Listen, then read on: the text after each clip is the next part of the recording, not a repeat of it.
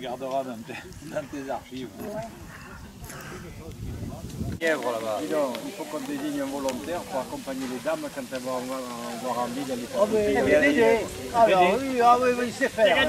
T'as gagné, c'est toi. Dans les genièvres derrière, au milieu des bécasses.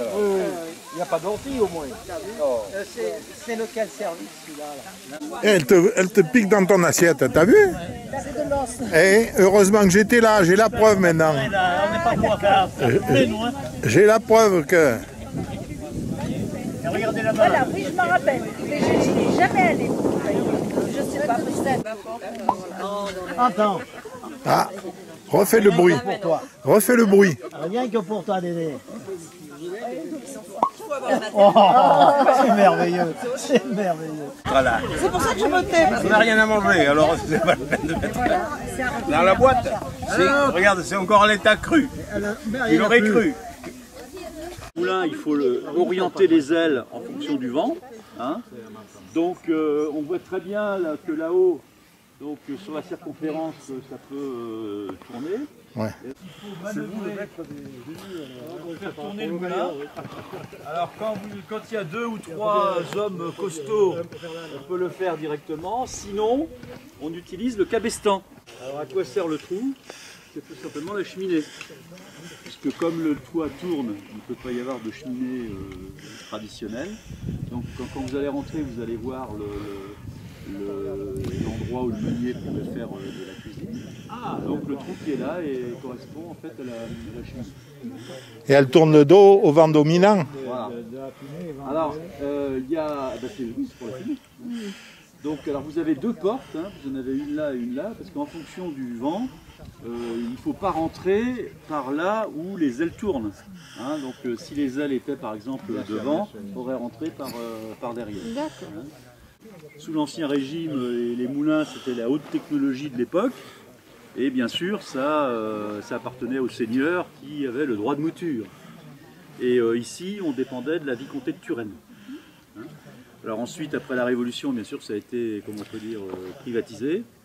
Ça a pas mal fonctionné jusqu'au XXe siècle, puisque vous avez eu le développement des minoteries industrielles. Et à partir de ce moment-là, disons les années 30-40 du XXe siècle, tous les moulins sont tombés en ruine, puisque bien sûr, c'était plus la peine de les réparer, puisque ça ne servait plus à rien. Celui-là date du milieu du XIXe siècle. On parle de 1840. Alors le fût a été conservé malgré l'abandon. Alors on a des tas de photos où on voit très bien que le toit petit à petit tombe en ruine. Et donc ça a été restauré il y a 3-4 ans, hein, en 2016-2018. 2016-2017, et puis en 2018 c'était vraiment opérationnel. Donc c'est une association qui s'occupe de la rénovation ce qu'on appelle le petit patrimoine rural, donc qui restaure les fontaines, les croix, les fours. Et donc ce moulin qui a été notre gros, notre gros chantier. Donc alors vous voyez les deux portes, hein, donc il fallait utiliser celle qui correspondait à là où les ailes ne passaient pas. Qu'est-ce qu'il y a d'autre à dire sur cet endroit, hein? Alors il y avait, ah oui. Il fallait pas être trop grand. Comment? Non, ils étaient petits. Hein. Non, moi j'y contiens très bien. Parce que Ah vous bon? mettez les pieds là, il n'y a pas de problème. Vous voulez faire la sieste? Non, c'est moi qui l'ai fait le lit. Alors, Ah bon, d'accord. Il faut empiler les lits. Non, vous mettez les pieds là-bas, il n'y a pas de problème. D'accord. Vous passez la nuit là, merveille.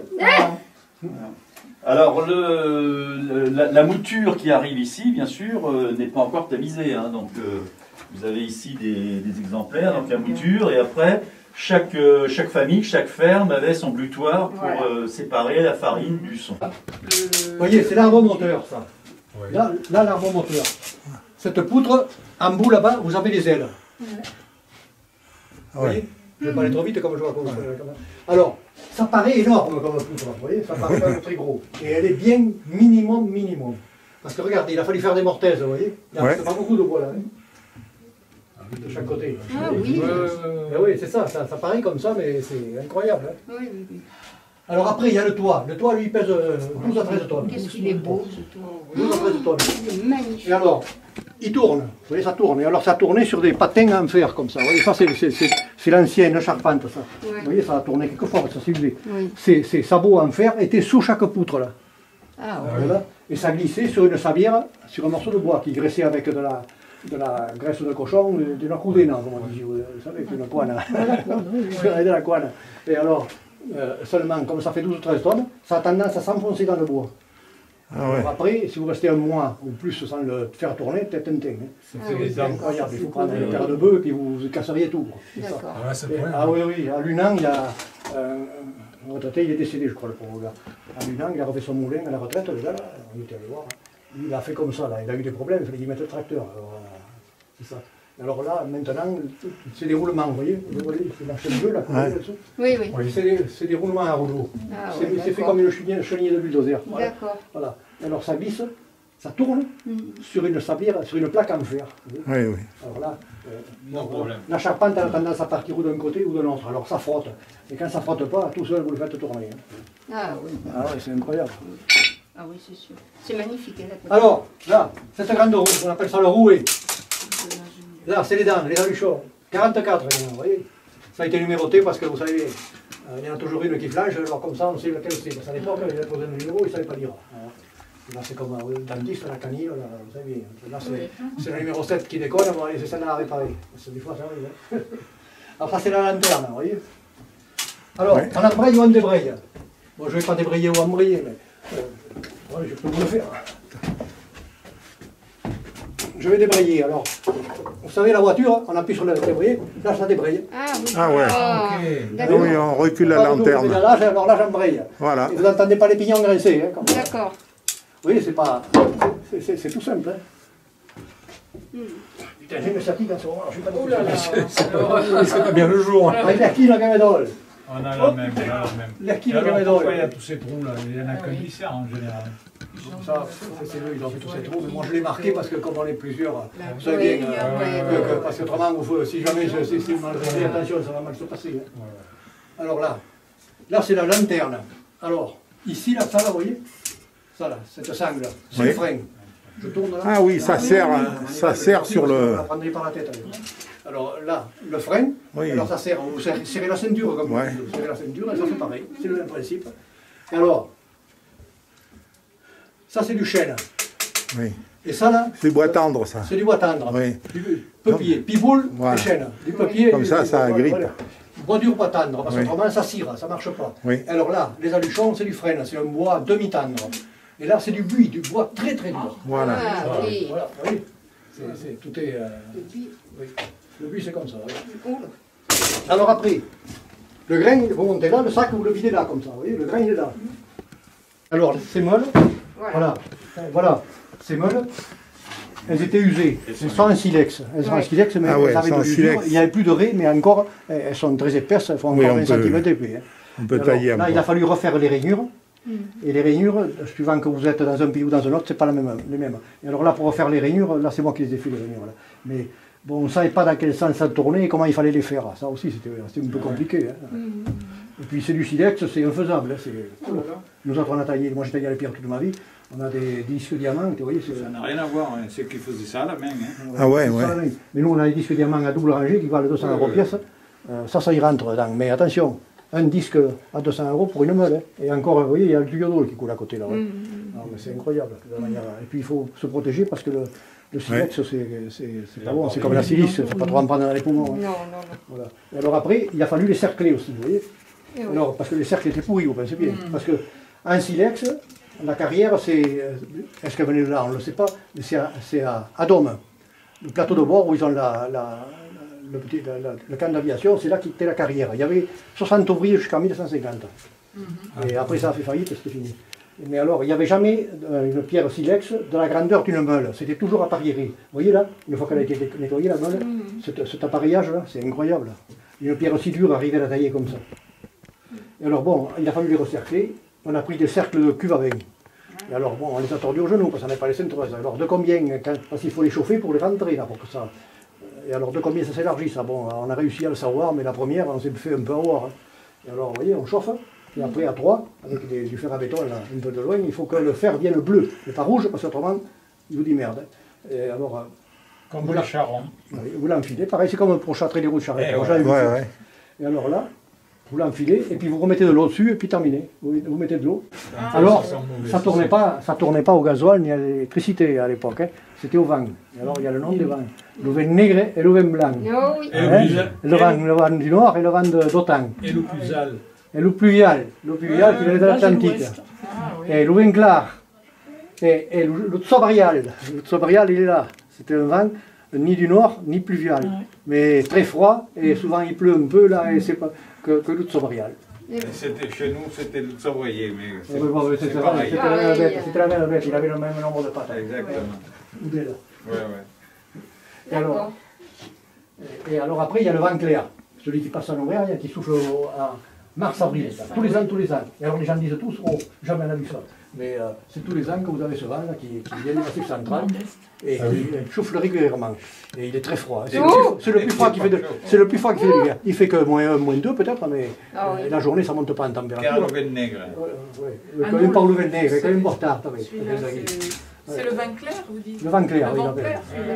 Le vin clair, il passe sur le Massif central, celui-là. Mais celui-là, c'était un vent à peu près bon pour les moulins, parce qu'il souffle à 50-60, pas trop en rafale, assez régulier. Tandis que le vent d'automne, vous ne pouvez pas moudre avec le vent d'automne, parce que ça s'affole, vous pouvez vous imaginer la vitesse que ça monte. Et ça se montrait sur les autres, les tignols. C'est ça. Et alors, c'est ça. Et alors après, il y a le vent foulé aussi. Le vent foulé, celui qui est des paysans, ne sait ce que c'est. Oui. Le vent foulé, au mois de juin, quand vous faites les fourrages, mais cette saison, vous faites les fourrages à 4h de l'après-midi, d'un seul coup, dans ces petites combes, là, vous le voyez arriver. Et allez, ça tourne le tourbillon comme ça, il tourne. Et alors, le fourrage, il monte en l'air, et il retombe, pas toujours dans le pré, sur les ronces à côté. Les canailles. Le vin foulé. Le vin foulé, oui. Et il y a le vin tombé qui tire le jour des rommels, le jour des rameaux. Alors ça c'est la météo celui-là, celui qui tire le jour des rameaux, si c'est le vent du nord il va faire sécheresse. Si c'est celui de l'Atlantique là, il va pleuvoir tout l'été, un peu comme il a fait cette année. Voilà. Ça commence à ronronner là, oui. Là, oui, ça ronronne là. Ça ronronne là. Là, il est en train de moudre. Et alors là, vous voyez, là, vous allez voir, ça injecte la farine, non, mais vous risquez rien, mettez pas les mains, c'est tout. Hein. Là, vous voyez le trou. Alors la farine, c'est du tournant là. Hein. C'est de la monture, et ça ferme pas. Non, il faut venir là, faites le tour. Non, vous ne le voyez pas là. Là, ici, là. Oui, vous le voyez le trou là. Tout à fait, oui. Vous allez ça là-bas. Voilà. Ça remplit le sac. Et alors, quand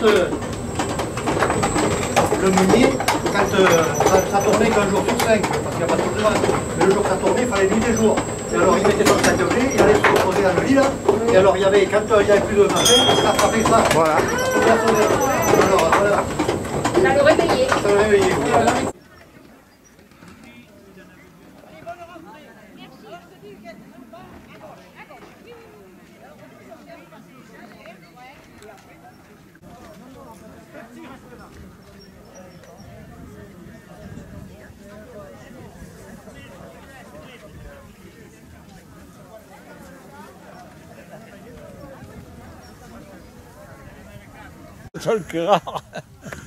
Oh, c'est toxique ça. Bon, elle était. Ah, NTLB. C'est bon. Une fois. Tu vois, Marinette, pourquoi tu as pris? Oh, tu ferais bien de me montrer ça quand même. Moi, je vous connais pas mal. Voilà, pas de courage de jouer. Les quilles, on les a pas. Les Là, qui c'est qui veut jouer? Moi, j'ai pas envie. Toi, il a que les boules, lui. Non, arrête, reste assis là. Mais je crois que Josette, elle veut jouer au bout. On s'en prie, André. Elle est pas belle, la vie. Avec ton appareil, oui, mais là, Là, tu l'arranges pas, il faut enlever la c'est une atteinte à la vie privée.